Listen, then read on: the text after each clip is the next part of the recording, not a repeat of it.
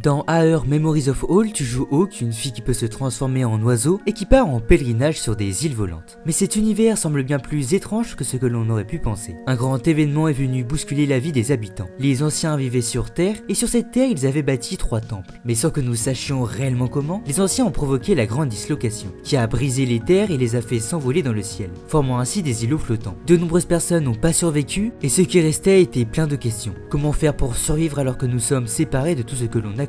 La prêtresse Kara a donc pris les choses en main. Elle alla prier tous les jours près du phare afin d'obtenir des réponses. Et des réponses, elle en a eu, ce qui nous a permis de subsister jusqu'à aujourd'hui. Notre mission est donc de nous rendre dans un premier temps à son hôtel. Nous nous retrouvons alors dans une grotte et globalement ici c'est la zone de tuto, où l'on apprend à nous déplacer. Mais dans cette zone on croise plusieurs stèles avec des inscriptions. La première est cassée mais elle fait référence aux 3 temples qui seraient la demeure des dieux. Il semblerait donc que ceux-ci aient été mystérieusement épargnés par la grande dislocation. La deuxième stèle évoque le nom de Kara, la prêtresse qui posséderait une lanterne plus que symbolique puisqu'elle a servi de guide et de protection lorsque le peuple de la terre a été contraint de s'exiler dans le ciel. Une troisième stèle semble s'adresser à nous directement. Pénétrez dans le hall du souvenir où dort la lumière de Kara, qui ne s'était jamais éteinte du vivant de Kara. Implorez la prêtresse et peut-être la lumière brillera-t-elle pour vous donner des réponses. On continue alors d'avancer et on tombe sur une grande salle étrange.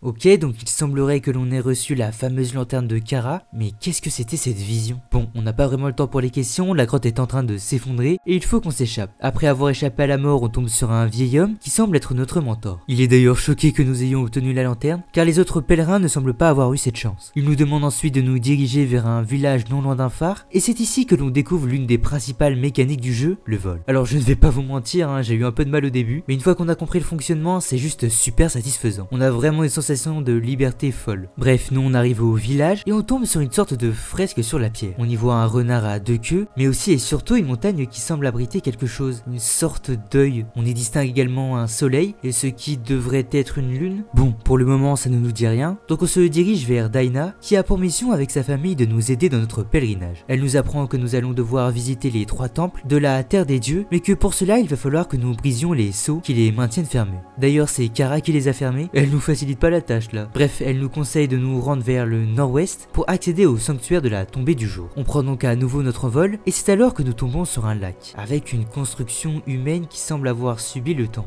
En utilisant notre lanterne, on peut distinguer des fantômes du passé qui hantent les lieux et sur le sol une inscription a été gravée. L'espoir de notre peuple fut restauré par la sagesse de ses paroles et par le refuge qu'elle nous offrit. Les esprits animaliers l'aidèrent à en dissimuler l'entrée derrière les vagues tombantes marquées par le soleil et la lune, non loin vers le nord-est. Ok, donc des vagues tombantes, c'est une cascade, et elle est marquée par le soleil et la lune. On sait également qu'elle se situe vers le nord-est. On prend alors cette direction et on tombe d'abord sur une tour sur laquelle on trouve un parchemin. Je suis Reya, fille de Yoal. Je me suis mise en quête des récits de mon père afin de tenter de comprendre ce qui lui est arrivé au cours de ses voyages. Il porte un lourd fardeau sur ses épaules. Même si nous avons trouvé un nouvel endroit pour vivre, mon père n'a jamais été le même depuis. Il reste de l'espoir et nettement plus enfants sont nés ce printemps que le printemps précédent. Notre situation finira par s'arranger, mais je crois qu'il s'inquiète de choses encore à venir. Je pense que la maladie des rochers noirs que mon père a découverte lui fait peur, plus que tout. Mais nous ne l'avons croisé qu'une fois ou deux tout au plus. Les îlots sur lesquels nous nous trouvons sont sûrs. Kara attend un enfant pour bientôt. Et la joie est revenue dans nos cœurs. Ok, donc ils ont développé une maladie. Ça pourrait expliquer le fait que l'on soit si peu ici.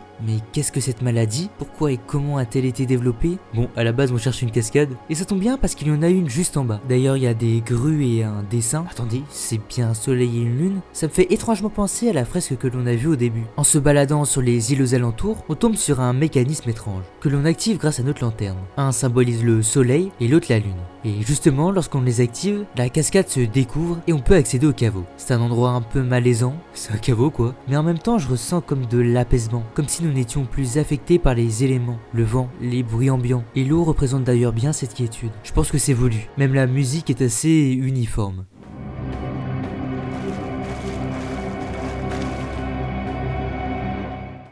Bref, après une petite énigme pas bien compliquée, on va pas se mentir, on trouve la première clé.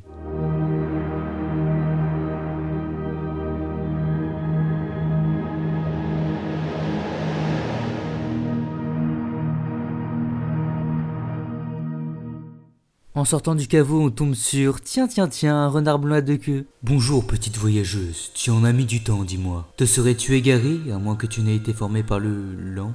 Medvin, c'est bien son nom, c'est clairement le plus lent des changeurs que j'ai jamais rencontré. Mais je dois admettre qu'il est assez dégourdi. Et très intelligent. Sais-tu ce que tu as découvert? Tu détiens à la fois la lumière et la clé qui te mèneront à la pénombre. À la fois l'aube et le crépuscule, on pourrait dire. Au sud-ouest d'ici se trouve un temple. La silhouette d'un soleil couchant, tu y trouveras plus de réponses. Va, à présent, petit oiseau plus rapide que Medvin. Des secrets t'attendent dans les ténèbres, cherche conseil auprès de ceux qui sommeillent. Ah ouais, et carrément le mec est là pour abattre. Bon, plus sérieusement, on connaît déjà l'endroit où on doit se rendre. Il s'agit du Grand Lac. On peut utiliser la clé, ce qui ouvre le temple. Cet endroit était un refuge, Kara a mené son peuple ici pour les garder en sécurité. On le voit d'ailleurs sur cette fresque. Un peu plus loin, on tombe sur une stèle. La gardienne de la pénombre a ouvert les yeux alors que le soleil et la lune brillaient ensemble. Elle s'est assise et a calmement pris l'un et l'autre dans ses mains célestes, apportant ainsi l'équilibre entre la lumière et l'ombre. De sa main droite, elle libère le soleil afin que les hommes puissent revenir de leurs rêves. De la gauche, elle lance la lune dans le ciel de la nuit, afin que les hommes puissent rêver. Elle est le battement de cœur des saisons au centre du monde, le souffle de la vie et de l'ordre. Parle français sinon? Non, en vrai, cette stèle semble parler de la divinité qui vit dans ce temple. D'ailleurs, si vous n'aviez rien compris à la première stèle, sachez qu'il y en a une autre, mais cette fois-ci écrit à la main. L'homme est doté de pattes qui ne peuvent pas courir, mais il n'a de cesse de poursuivre le soleil. L'homme est doté d'ailes qui ne peuvent pas voler, mais il cherchera toujours à atteindre le ciel.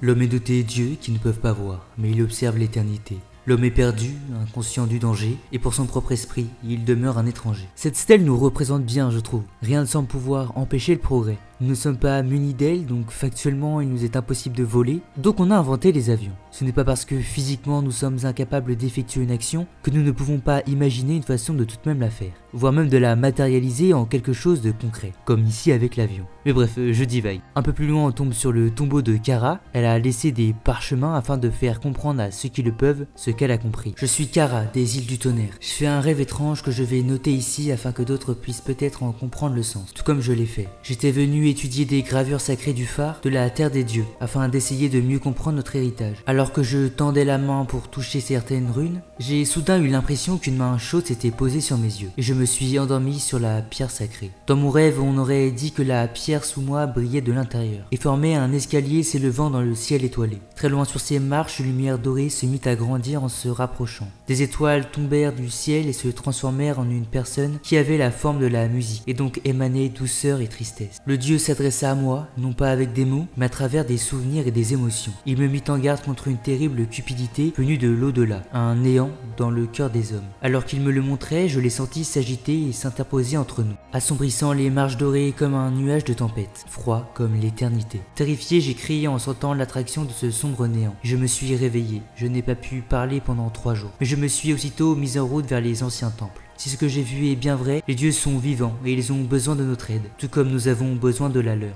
C'est bizarre, mais j'ai comme une impression de déjà vu. Bon, il semblerait que le néant soit notre ennemi et notre objectif. Après quelques énigmes, on ouvre une porte et on rencontre le premier dieu. Approche, petit oiseau. Il y a bien longtemps de cela, ton peuple m'appelait la gardienne de la pénombre. Assise à la frontière du crépuscule et de l'aube, assurant que le voyage se passe sur les chemins du pays des rêves, à l'aller comme au retour. Même après la grande dislocation, j'étais là, à observer, tandis que votre prêtresse Kara menait les siens vers la sécurité des rivages de mon temple. Cela fait bien longtemps que j'attends ce moment. Je suis devenu bien faible et seul. Le pouvoir qui m'a été confié manque encore à ce monde. Écoute attentivement, petit oiseau. Une fois de plus, le néant s'est réveillé, animé par la faim. Et cette fois, il aspire à dévorer tout ce qui reste de notre monde. Et nous avons encore une chance de l'arrêter. La prêtresse Kara a dissimulé 3 fragments d'une très grande puissance. Un dans chacun des temples. Tu dois réunir à nouveau les 3 fragments. Je vais te donner le fragment dont on m'avait confié la garde. Sans lui, je me fondrais dans l'oubli. Il me sert de lien avec ce monde depuis l'époque où les dieux se sont éteints dans les esprits des hommes.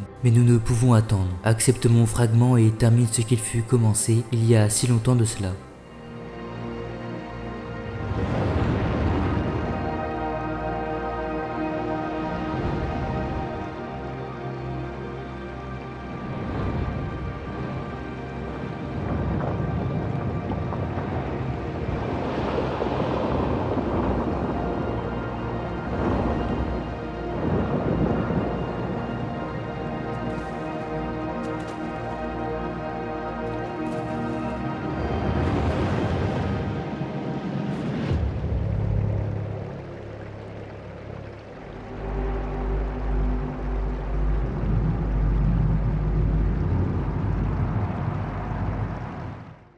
Il vient donc de se sacrifier pour nous permettre de vaincre le néant. Et d'ailleurs, encore cette vision. Bon, je vais pas garder le mystère plus longtemps, c'est littéralement le néant. Et ouais, c'est vrai qu'on n'aurait pas pu le deviner.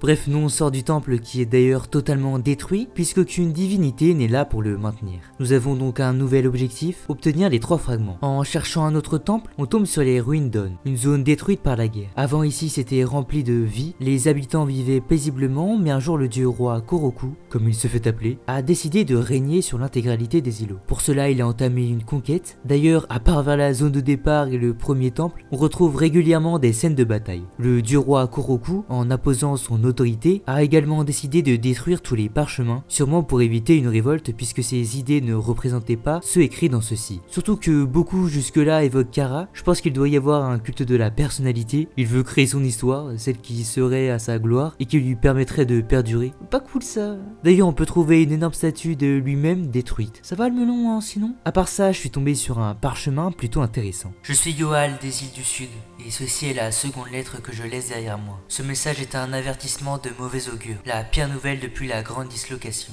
J'ai rejoint la terre des dieux afin de pouvoir y demander conseil aux esprits animaliers. Nos terres continuent à tomber en morceaux, comme si une marée invisible les grignotait petit à petit. Depuis le printemps dernier, les choses ont empiré. La neige descend de plus en plus vers le sud, et l'on retrouve de nombreux animaux morts, corrompus par les rochers noirs, que j'avais déjà pu observer il y a bien longtemps de cela. Je me suis rendu dans la tanière de l'esprit du renard, mais elle était vide. J'ai attendu là-bas pendant 3 jours, mais je n'ai pas pu trouver de traces de lui. Les esprits seraient-ils tout comme nous en train de mourir? Si c'est le cas, alors tout est perdu. S'ils ne se montrent pas d'ici demain, je retournerai auprès de mon peuple. Moi, au moins, je ne les abandonnerai pas, alors qu'ils vivent leurs derniers jours. Le dieu roi a donc décidé de déclencher une guerre alors qu'une maladie et leur survie même étaient en péril. Alors, soit il est totalement débile, soit son territoire c'est celui qui a été touché en premier. En envahissant les autres îlots, il essaierait alors de faire survivre sa civilisation en dépit des autres, ce qui pourrait d'ailleurs expliquer pourquoi sa statue est détruite. Mais bref, après tout ça, il faut qu'on en sache plus. On se dirige donc vers la région enneigée et je suis attiré par une lumière. Il s'agit de l'entrée d'une grotte. Ici, on tombe sur une stèle, note sur les légendes des clans de l'Ouest par Rhett, l'érudit des îles de l'été.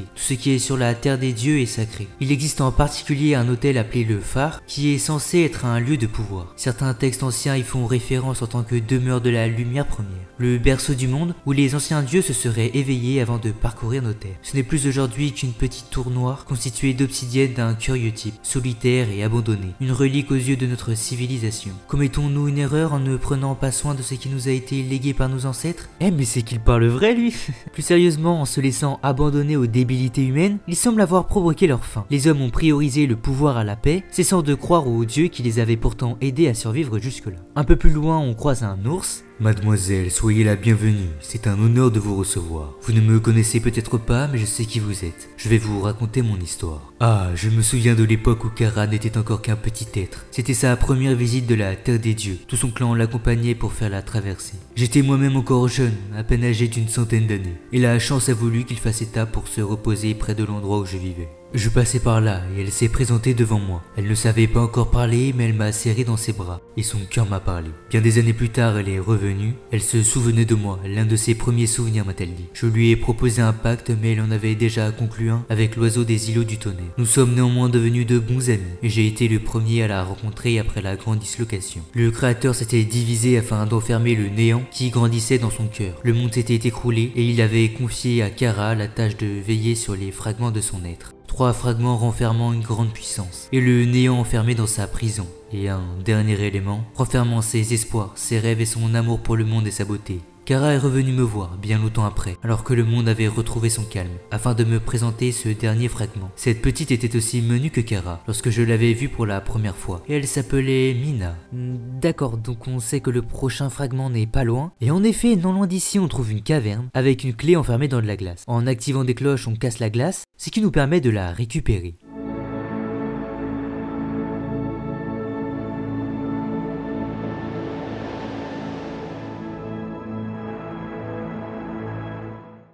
En sortant, on passe le bonjour au renard à 2 queues. Mon amie, la petite voyageuse, a réussi à se frayer un chemin jusqu'au nord. Tu n'as pas froid? Mais moi, je peux ressentir cette fraîcheur à travers ma fourrure. Peut-être les humains ont-ils vraiment le sang très chaud. En tout cas, tu fais chatouiller l'air depuis ton arrivée. Cela me rappelle les étoiles du toit du monde, là où l'air est vif et clair, et où les tempêtes n'éclatent jamais. Une clé dans la glace afin d'à nouveau briser la glace. Va à l'ouest, va au nord, mais évite de mourir gelé, comme tant d'autres créatures avant toi. Ok, bah on va faire attention, hein, le temple ne devrait pas être très loin, donc on s'y dirige et on utilise la clé.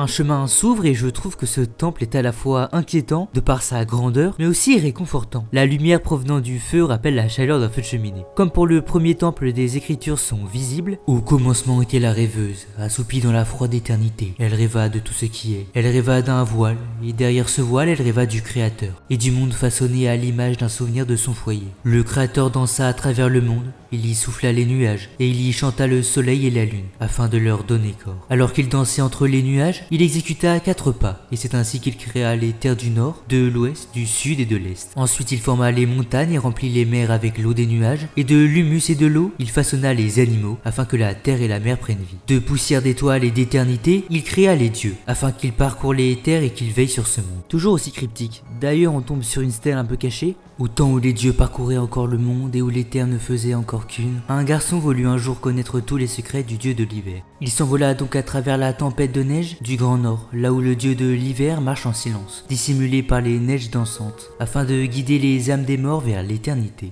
Mais la tempête avala le garçon tel une carpe gobe un moucheron. Les vents le projetèrent dans tous les sens et le froid changea sa peau en glace et gela son cœur. Il tomba du ciel comme une pierre et son âme se retrouva à suivre le sillage du dieu silencieux. Et de ce fait, il n'y a toujours aucun vivant qui connaisse ses secrets. On dit que la tempête est un chant de vie et de mort entonné par les âmes des morts lorsqu'elles s'envolent de ce monde pour rejoindre l'éternité. Ils murmurent tous les secrets des vivants au dieu de l'hiver devant les portes de l'éternité avant qu'il ne les laisse passer. La neige est donc fatale. Il semble qu'elle ait perturbé une vie retrouvée d'habitants qui sont désormais obligés de regoûter au désespoir. Bon, je vous passe toutes les énigmes pas vraiment faciles, et paf, la porte s'ouvre. On arrive devant le second dieu. Approche, petite championne, je ne risque pas de t'ébouriffer les plumes. Je suis le veilleur du voile, je prends soin de ce monde depuis l'éternité. J'ai passé bien des années à essayer de refermer les failles qui menacent ce monde. Et aujourd'hui, privé de la foi des tiens, mes pouvoirs ont presque disparu. Il ne reste pas grand chose du premier rêve de la grande rêveuse, le rêve que nous appelons notre monde. Savais-tu que le créateur était issu du premier rêve? Sa seule faiblesse était son attachement pour les tiens, petite humaine. Pour vous créer, il a lié son cœur au vôtre. Mais le vide s'est petit à petit installé dans vos cœurs. Choqué par le vide qui s'était mis à le hanter, le créateur décida d'extirper le néant de son propre cœur. Mais le temps change bien des choses, et une nouvelle petite championne se tient aujourd'hui devant moi, et une humaine de surcroît. Écoute-moi à présent, championne, car ce seront mes dernières paroles. Tu dois t'opposer au néant qui est de retour dans notre monde. Ne faiblis pas, car tu dois encore retrouver le dernier fragment. Tiens, prends mon fragment. Tout repose désormais sur tes épaules, petite championne.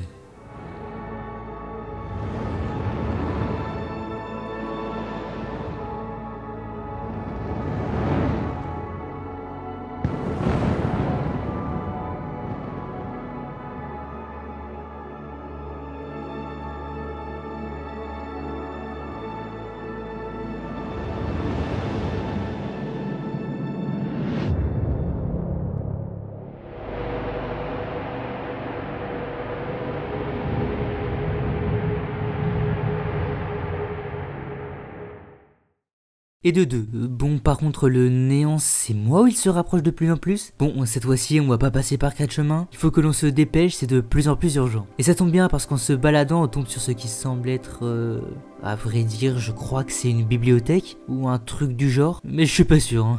Bref, ici il y a des écritures qui nous disent de nous rendre à un grand arbre. Et on en voit justement un sur la carte. On s'y dirige, mais sur le chemin on tombe sur des parchemins qui nous en apprennent plus sur ce qu'il s'est passé ici. Je suis Ura, un gardien de la terre des dieux. Je laisse ce témoignage afin que mes enfants et les enfants de mes enfants puissent se souvenir. Le jour de la grande dislocation, lorsque notre monde s'est brisé, j'étais encore un enfant. Je me souviens être resté assis sur l'escalier blanc de la cité d'Urza au sud. Nous avions prévu de nous rendre à l'ouest, mais depuis que le dieu roi avait déclaré la guerre à notre cité, nous n'étions plus en sécurité sur nos terres. Nous sommes donc restés à l'abri des remparts de la cité. Le dieu roi Kuroku, comme il se faisait appeler, avait fait construire des armes atroces. Des machines volantes faisaient pleuvoir le feu, que nous pensions toujours très loin de nous, lorsque nous ne doutions pas simplement de leur existence. Lorsque les cloches se sont mises à sonner, le feu et les larmes ont commencé à tomber sur nous en une horrible pluie. Nous avons hurlé et supplié les dieux de mettre un terme à cela, mais nous n'avons reçu que du silence pour unique réponse. C'est alors que le sol s'est mis à trembler. De grandes fissures sont apparues et ont fendu les remparts de pierre blanche d'Urza, tandis que ses habitants chutaient dans les profondeurs de la terre. J'ai vu tout ce que j'aimais disparaître dans le sol béant, et puis les marches qui se trouvaient sous moi ont également fini par être détruites, et je suis moi aussi tombé. Mais mon esprit animalier m'a alors parlé, et je me suis souvenu. J'ai ouvert mes ailes, je ne sais pas comment, et j'ai volé très longtemps, survolant des terres brisées et des nuages d'orage. J'ai fini par atteindre la bordure de la terre des dieux à moitié mort, et je suis tombé inconscient sur son herbe. À mon réveil, une prêtresse était assise à mes côtés, en train de panser mes blessures. Elle m'a expliqué qu'Urza n'était plus, et que le monde s'était brisé. Un dieu s'était sacrifié afin de mettre à l'écart et d'enfermer le néant de nos cœurs. Mais le monde avait été détruit au passage. Beaucoup avaient trouvé la mort comme le dieu roi, et sa cité d'On n'était plus. Ce qui restait de notre monde était désormais en paix. J'ai pleuré et je pleure encore, bien des années après, lorsque je songe à ce jour, et au prix terrible qu'il nous a fallu payer afin d'obtenir cette paix. Ouais, c'est inquiétant. Bon, quant à nous, on est arrivé à l'arbre et on fait face à une porte. En activant un mécanisme, ça ouvre des sortes de trappes, et lorsque l'on passe dedans, ça active une énergie qui nous permet d'ouvrir la porte. Nous nous retrouvons alors en dessous de l'arbre et un cerf est enfermé par une magie étrange. On décide donc de l'aider et plus loin on peut activer une pierre qui fait disparaître les ténèbres qui l'enferment. On retourne alors le voir et... Tu as réussi, je me sens déjà beaucoup mieux. Merci, je commençais à craindre d'être destiné à m'estomper dans le néant. Les hommes de Kuroku se sont appropriés ma demeure. Ils voulaient mettre la main sur la magie de ce lieu. J'ai lutté longtemps, mais j'étais seul, et ils étaient si nombreux. J'ai néanmoins réussi à protéger le plus important des secrets. Et c'est précisément celui qui t'intéresse également, n'est-ce pas? J'ai ce qu'il te faut. Tiens, prends la clé. La tâche m'incombait de la protéger, et c'est ce que j'ai fait. Merci encore, jeune fille. Je te laisse te charger de la suite.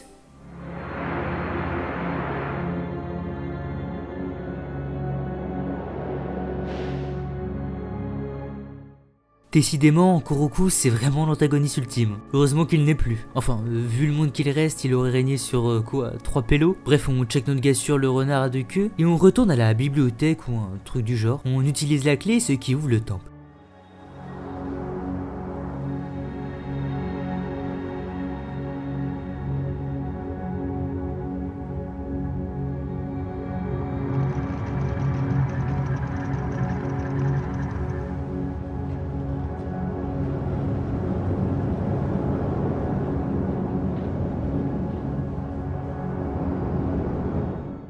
Si ça c'est pas la classe, bon ici c'est le repère entre guillemets du roi Kuroku et il semblerait qu'il ait une peur des rêves, puisqu'on le verra plus tard mais ils ont un pouvoir assez spécial. Et il pensait ici qu'il y aurait un moyen de le régler. Sinon le mec est toujours mégalo. Il fait graver une fresque pour lui dans un temple qui est à la base dédié à un dieu. Le mec n'a aucune pression, c'est une dinguerie. Pour en revenir aux rêves, on tombe non loin d'ici sur un parchemin qui nous en apprend plus. Lorsque le créateur créa les humains, le conservateur des rêves s'avança pour monter la garde. Il vit le lien entre la grande rêveuse et l'éternité. Parfois, des peurs et des cauchemars prenaient naissance dans ce monde.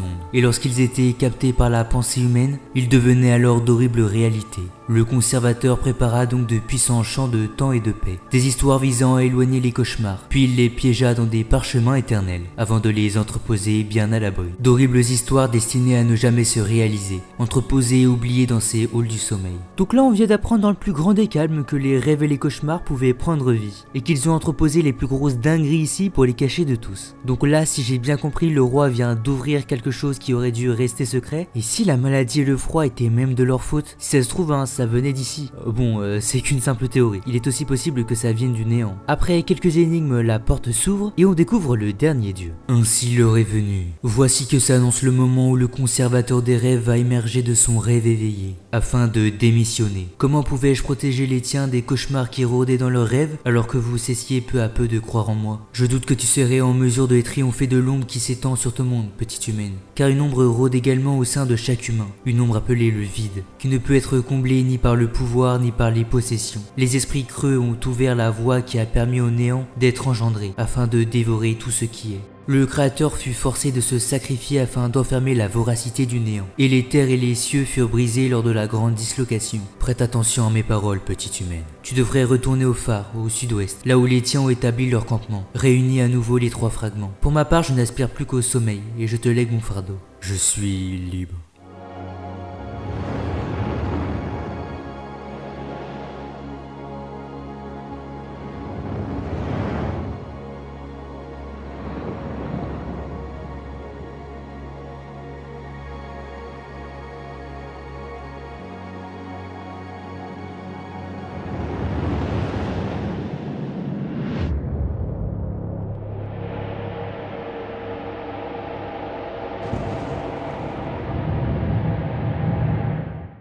Oula, c'était pas loin. Nous sommes donc en possession des 3 fragments, nous nous dirigeons vers le phare et on y dépose les 3 fragments.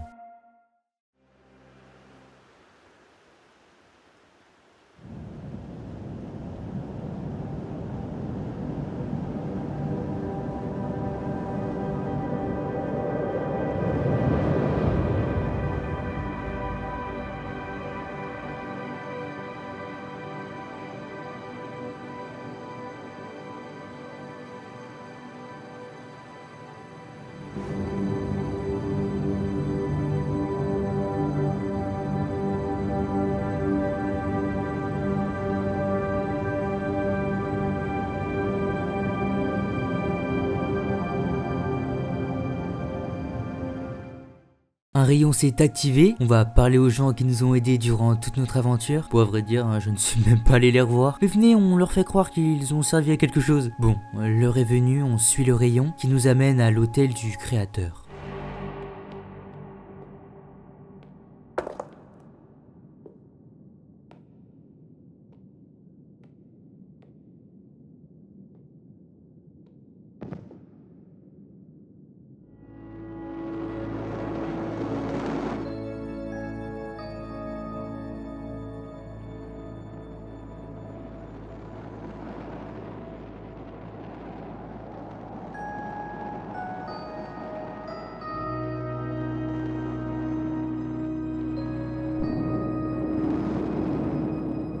Hawk, attends, écoute-moi, sais-tu qui je suis? Je suis Kara, le temps nous est compté, mais je vais tenter de t'expliquer. Tu es ma descendante. Il y a bien longtemps de cela, le Créateur m'a imprégné d'une partie de sa lumière, ses espoirs et ses rêves, son pouvoir, à l'époque de la grande dislocation. Ce pouvoir est également le tien, Hawk. Il t'a sauvé du contact du néant, et ce dernier est plus fort ici. Je te protégerai aussi longtemps que je le pourrai, mais nous n'avons pas beaucoup de temps. Tu t'apprêtes à pénétrer dans la prison du néant. Sa prison se trouve en dehors de notre monde, et je ne pourrai donc pas t'aider là-bas. Suis-moi. As-tu compris, Hawk? Je ne suis qu'un souvenir de ce que j'ai pu être. Et à présent que j'ai quitté la lanterne, je ne tarderai pas à m'estomper. Je ne pourrai m'adresser à toi qu'ici et maintenant. Impossible de faire marche arrière. Tu dois bien comprendre que nous n'aurons pas d'autre chance. Le peuple du ciel a fermé son cœur au néant, mais cela n'a pas suffi. Il a quasiment réussi à se libérer de sa prison. Nous ne pourrons pas l'empêcher de dévorer notre monde, pas sans toi. Tu es en mesure de mettre un terme à ce qui a été commencé, il y a si longtemps de cela. Je suis désolé, il y a tant de choses que je voudrais te dire, tant de choses que je voudrais te demander, mais nous n'avons pas le temps. Ce ne sera pas à moi de faire les derniers pas, c'est à toi qu'incombe cette tâche désormais. Car la seule chose qui compte, c'est ce que tu es vraiment. Cette porte mène à un royaume situé entre notre monde et l'éternité, et c'est là que tu trouveras le néant. Tu dois finir ce que le Créateur a commencé, et rassembler ce qui a été brisé. Je sais que tu peux le faire, Hawk. Je crains que le moment ne soit venu de te dire au revoir. Je veillerai sur toi avec toute la force qu'il me reste. Je crois en toi.